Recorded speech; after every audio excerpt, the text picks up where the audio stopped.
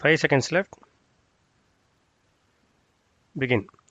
Delivering his address to members of Parliament, the Honourable President said, I am happy to address you on the occasion of the Constitution Day. I am sorry that I could not meet you in person due to the recent pandemic. This day marks the anniversary of the adoption of our Constitution.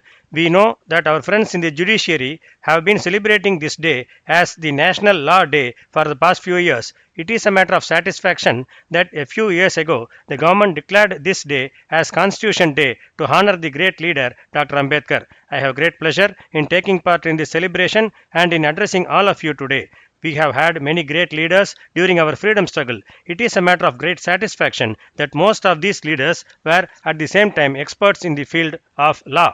In the light of the above, our country had a great advantage when they were involved in drafting a new constitution for the country. It has to be borne in mind that these leaders had travelled throughout the length and breadth of the country during the freedom struggle, so they were able to fully know the trials and tribulations of the poor people. You will agree that the collective opinion thus gathered by them became the basis of our Constitution. Moreover, these great leaders were very well aware of the fact that they were writing this document on behalf of the people at large.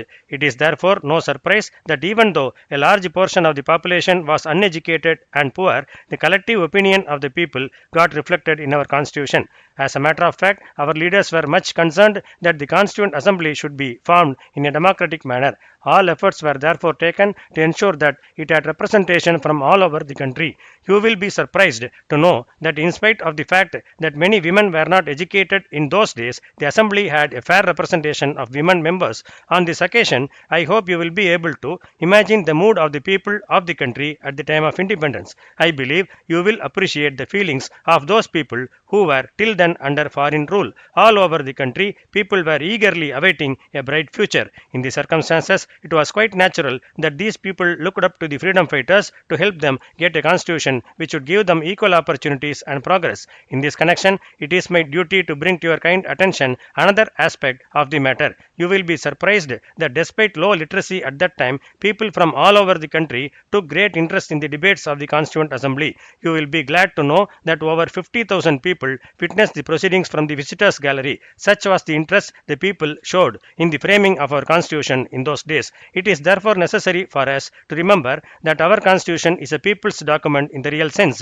I would like to take this opportunity to thank all the people of this country for the faith that they have reposed in this document. At the same time, it is also my duty to thank our judiciary for upholding the basic structure of our Constitution all these years. Ladies and gentlemen, you are all aware that our Constitution is the lengthiest one in the world. At the same time, it is our duty to bear in mind that in spite of its size, the provisions in it were well thought out. It may not be out of place for me to mention here that due to this fact, it has very well withstood the test of time. I believe that this is the best occasion for us to thank the leaders who made this Constitution. You will agree that the spirit of the entire text is exactly reflected in the short preamble. I would like to bring to your attention the fact that our Constitution reflects our basic values and the dream of our leaders besides the hopes and aspirations of the people. It is therefore necessary that each one of us should remember that justice,